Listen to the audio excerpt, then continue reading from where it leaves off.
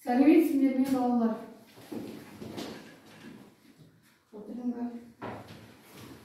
Балалар, көңіл күйлерің қалай? Көңіл күйлерің тамаша болса, ендеше сабағымызды бастайық. Бүгін сыныпта кім кезекші? Алма. Бүгін сыныпта мен кезекші. Сыныпта Жұмаділ Расул жоқ, себебі ауырып қалды. Отыр алайық. Енді балалар, сабақты бастамас бұрын видео роликке назар аударайық. Бізді қоршаған ортада жануарлар мен өсімдіктердің миллиондаған түрі бар. Оларды күнде көзбен көріп жүрген соң мән бермей жатамыз. Алайда оларға қауіп төнетін кезде өте жиі. Адам баласының міндеті.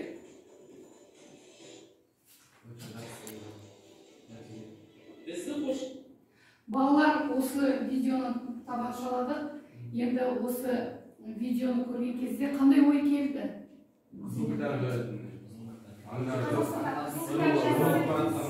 Дұрыс, яғни қызыл кітап туралы, мәлімет алдыңдар, Енді қалай ойлайсыңдар, осы видео қарап, бүгінгі сабағымыз тақырыбы қалай болады?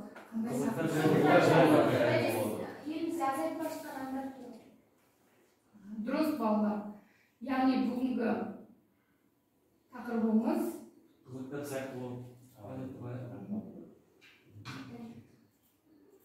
бүгінгі біздің сабағымыздың тақырыбы Қадыр Мырза әлінің қызыл кітап поэмасы екен.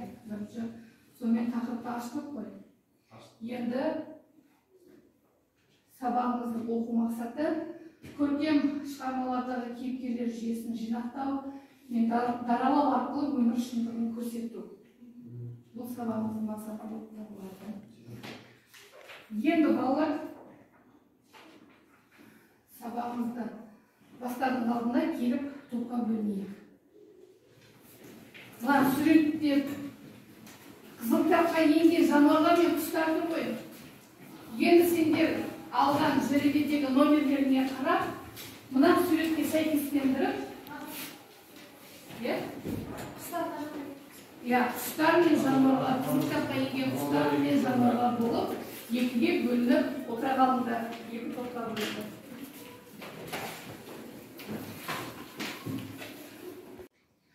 Балалар, топқа бөліндік қой, өте дұрыс, яғни екі топқа бөліндік, қызыл кітапқа енген жануарлар тобы және қызыл кітапқа енген құстар тобы болып бөліндік. Енді балалар, жаңағы бейнероликтен алған мәліметтерінде байланысты сұрақтар қойылады, және бүгінгі өтетін қызыл кітапқа байланысты сұрақтар қойылады. Сондықтан да сол сұрақтарды қоймас бұрын бағалау парақтарын қойдым, оларына. Сол бағалау парақтары бойынша бір-бірімізді бағалап отырамыз. Келесі қайсы топта, бағалай отырыңдар, жарыма, кім қанша сұраққа жауап берді. Бұл бірінші, яғни бірінші тапсырма, үш тапсырма бағаланады. Сол үш тапсырмаға өздерің балдарыңды қойып отырыңдар. Енді келесі бір тапсырма, яғни генератор әдісі бойынша өтеді. Қазір сұрақ шығады, сол сұраққа қол көтеріп жауап береміз. Көрген бейнеролик бойынша.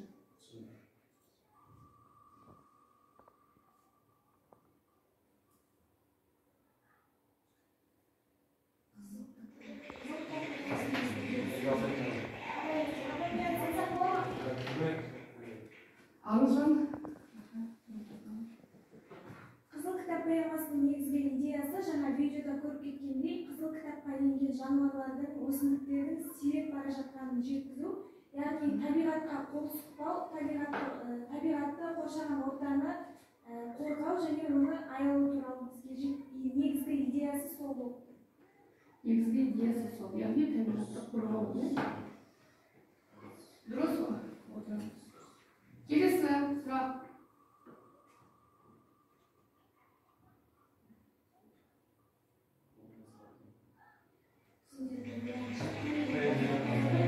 Сендер ойланса, қай елде браконьерлерге қатысты қатаң жаза қолданылады. Қайрат аға, жауап береді.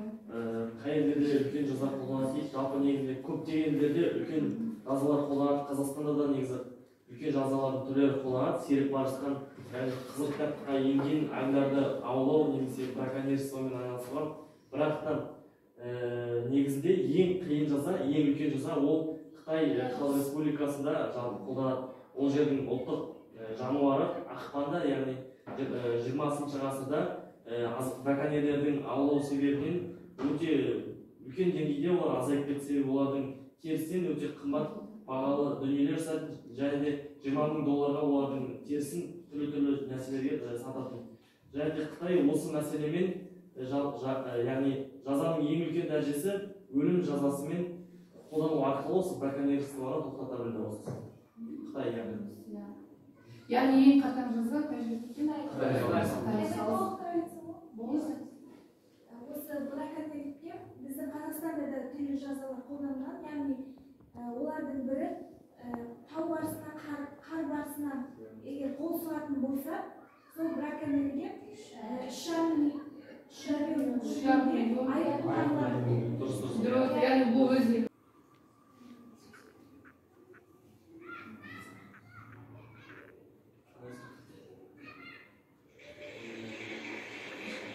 Қызыл кітаптың қандай қызыл? Айзада. Себебі қызыл кітаптың түсі, яғни қызыл деген түс бізде тоқта, жойма деген мағынаны береді. Мысалы, бағдаршамның өзінің түсі қызыл түс қой, тоқта деген. Мысалы, футбол ойында да қызыл түс бар, яғни ол нақты болмайды деген мағынаны бойынша білдіре жазылған.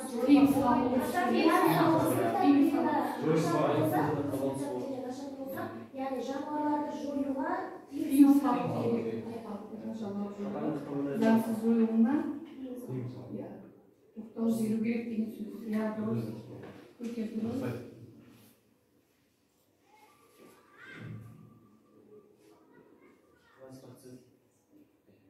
Қандай сұрақ сөз екен? Поэма дегеніміз не? Кто жауап береді екен? Ақжол айтасыңыз? Ағынай. Поэма дегеніміз эпостық жыр. Поэма дегеніміз негізінен ғасырдың шындығын, ғасыр дертін және адамның басынан өткен жағдайларын, бір адамның тағдырын бір арнада тоғыстырып, ғасыр дертімен бір арнада тоғыстыратын жан, яғни сондай шығарма, көлемді шығарма. Поэтикалық тілмен жазылған көлемді шығарма. Яғни қызыл кітап, ол университетке поэма. Дұрыс. Келесі екінші тапсырма балалар. Стикерлер топтамасы әдісі деп аталады. Яғни екі топта екі сұрақ беріледі. Сол сұраққа жаңағы стикерге пікір жазып, пікірді жинақтайсыңдар стикерге. Әр топ стикерлерге пікірлер жинайды. Яғни бірінші топтың сұрағы автор неліктен қызыл кітап поэмасында экология мәселесін көтерді. Екінші топтың сұрағы браконьерлермен күрес мәселесін қалай шешуге болады. Мұны осыған байланысты екі топ пікір білдіріп, пікірлерді жинақтайсыңдар. Енді дескриптор үзіндідегі мәселені анықтайды, өз пікірлерін білдіреді. Мұны осы екі дескрипторды қолданысың. Стикерге жаңағы сендердің тақырыптарын топтың тақырыбы браконьерлермен күрес мәселесін қалай шешуге болады. Соған байланысты пікірлеріңді білдіріп, жаңағы әр стикерге бір пікір білдіріп, барлығымыз жұмыс жасаймыз, балалар белсенді болайық, топпен жұмыс жасаймыз. Мына топтың сұрағы автор неліктен қызыл кітап поэмасында экология мәселесін көтерді. Пікір, бірнеше пікір айтуға болады осыны. Білдіріп, мұнда жазып береді.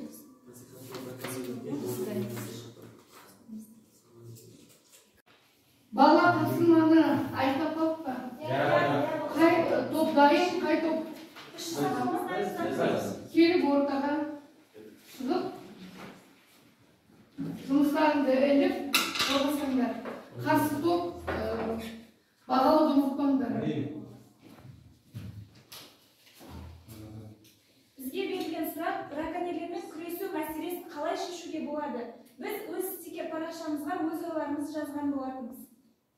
Дұрыс.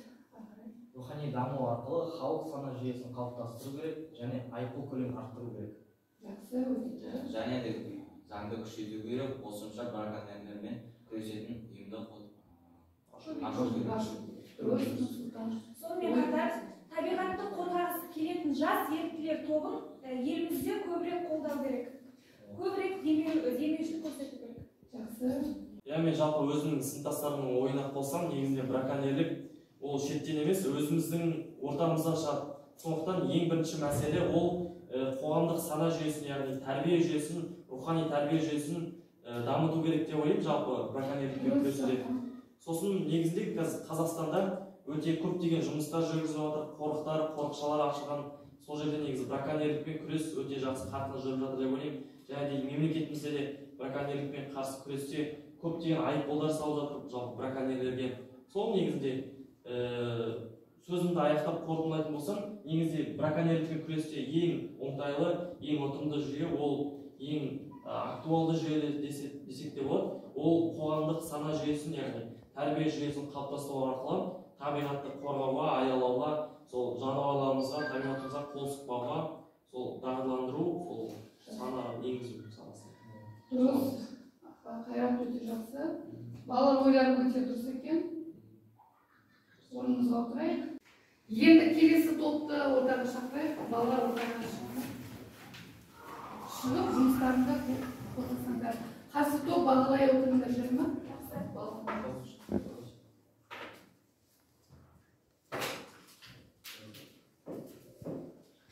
Бізге берілген сұрақ, автор неліктен Қызыл кітап поэмасында экология мәселесін көтерді? Яғни автор жануарлардың экологияға бір бөлшегі білдірді. Олардың табиғатқа деген маңызы зор. Негізінен Қызыл кітап десе, ойымызға бірден біздің қоршаған ортамыздағы экология проблемалары ойымызға түседі. Автор өзінің Қызыл кітап поэмасында осы экология мәселесін де көтерген. Себебі экология дегеніміз ең үлкен фактор болып табылады. Біздің жануарларымыздың сиреп бара жатқандығы осы экология мәселесінен болып тұр. Қазіргі қоғамның ластануынан жануарларға кері әсерін тигізіп жатыр. Өте дұрыс. Яғни қорытындылай кететін болсақ, Қызыл кітап поэмасында жалпы жануарлар туралы айтылғандықтан осы автор мені экологиялық мәселені арқауға алып отыр жалпы. Яғни экологиялық мәселеміз шешілсе, онда жануарларымыз мысалы азаймайтын еді деген бізге үндеу тастауда. Ойларың өте жақсы. Енді орнымызға отырайық. Өте жақсы. Қарсы топ бағалай отырыңыздар. Балалар, келесі тапсырмамыз енді қорытынды бөлімі сабағымыздың айналмалы бекет әдісі арқылы өтеді. Яғни адамның рухани жан дүниесіндегі жұтаңдық және табиғат экологиясына жұтаңдық деп кестені алдым.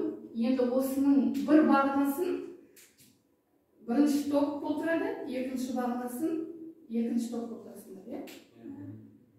Одан кейін айналып, екі топ ауысады. Ауысып кеп, мына топ, бірінші топтың екінші бағанасын толтырасыңдар да. Бірінші топ, екінші топтың екінші бағанасын толтырасыңдар. Түсінші ғой, сөйтіп сабағымызды қорытындылаймыз. Дескриптор кейіпкердің бейнесін ашады, кейіпкерлер бейнесін жинақтайды және даралайды.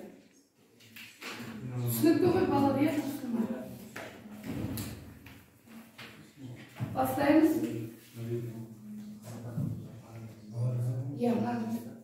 Бірінші бағанасын толтырыңдар.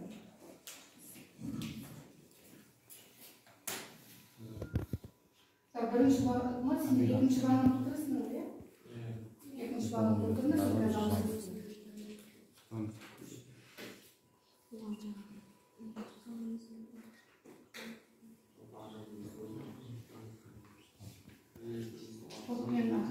Топпен жұмыс жасаймыз.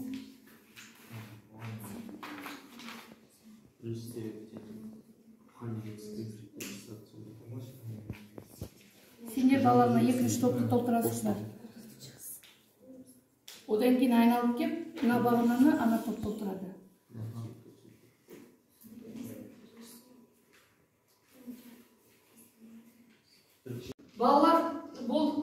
Бірінші бағандар толтырдық қой. Енді екі топ ауысыңдар. Ондармен ауысып, енді мына жақтан екінші бағанды толтырдық.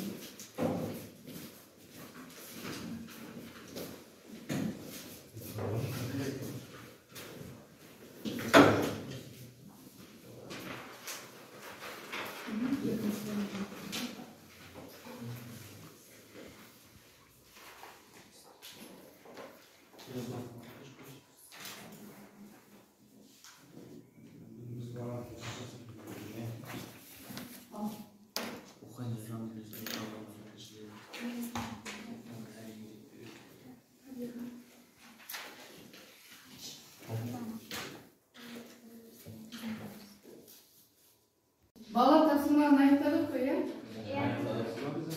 Енді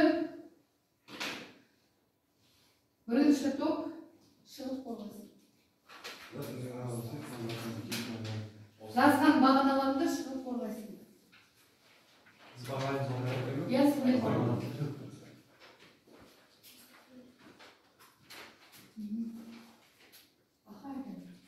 Біздің бүгінгі алып отырған тақырыбымыз адамның рухани жан дүниесінің жұтамдығы мен табиғат экологиясындағы жұтамдығының үндестігі. Яғни екеуінің бір жерде тоғысуын біз осы ең басында осы суретпен көрсеткіміз келді. Біздің негізгі идеямыз осы болды. Мына жағындағы адам және мына жағындағы ағаш, яғни ағаш дейміз табиғатпен ассоциация жасайды. Сол үшін осылай алдық. Яғни адамның рухани жан дүниесі жұтамдығы дегенде біз өз ойымызды, яғни бүгінгі күнде өзекті мәселе адамның табиғатқа қосылуы болады қазіргі кезде. Көбінесе мәселе сол табиғаттың бүлінуі, адамның табиғатқа деген кесірі болады.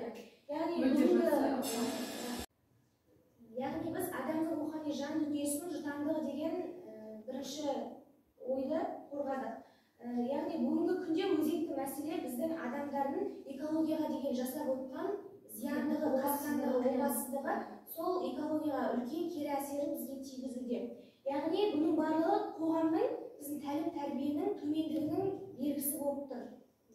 Соның бірден бір көрінісі осы бүгінгі біздің таңдағы бүгінгі тақырыптың арқауы болып отқан бізде браконьерлік. Яғни браконьерлердің бізге жан-жануарларға жасап отқан біздің қиянаты, соның бәрі осы жан дүниесінің жұтамдығын көрсетеді. Осы тәрбиенің төмендігінен, қоғамға зияндығын, адамның жан дүниесінің жұтамдығын осы браконьерлікті алуға болады. Өте жақсы балалар, жақсы қорғадыңдар, ойларың өте дұрыс екен.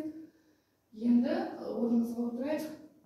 Келесі бағананы екінші топ шығып қорғасын.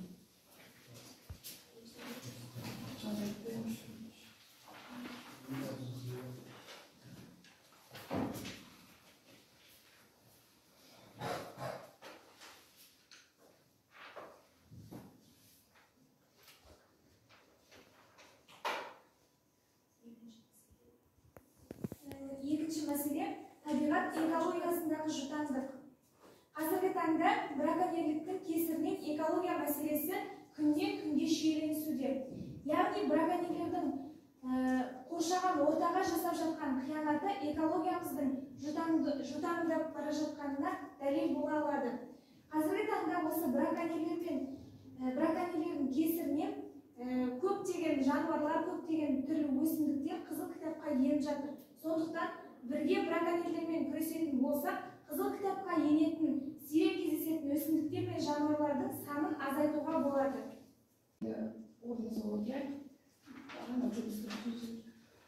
Ал енді балалар, қорытынды бөліміміз өте жақсы әсерлі өтті. Енді үйге тапсырма, яғни эссе жазып келеміз. Табиғатты қорғау адамзаттың парызы тақырыбында эссе жазып келеміз. Үй жұмысын жазып аласыздар. Үйге орындалатын тапсырма. Енді балалар бір-біріңді бағаладық қой бағанан бері. Бір топ, екінші топты бағалай отырып, мынандай қорытындыға келдік. Яғни бірінші топты екінші топқа берген ұпайы 28 ұпай. Ал енді екінші топтың бірінші топқа берген ұпайы 27 ұпай. бүгінгі 28-27 ұпаймен сабағымызды қорытындыладық. Балалар өте жақсы белсенді қатыстыңдар. Сендерге көп рахмет. Сабақ өте қызықты болды. Енді балалар бүгінгі сабағымызға аяқтай отырып, енді кері байланыс жасаймыз. Кері байланысты бала телефондарыңды алыңдар. Ұялы телефондарыңды алып, Jamboard тақтасы платформасы бойынша бүгінгі сабаққа кері байланыс береміз.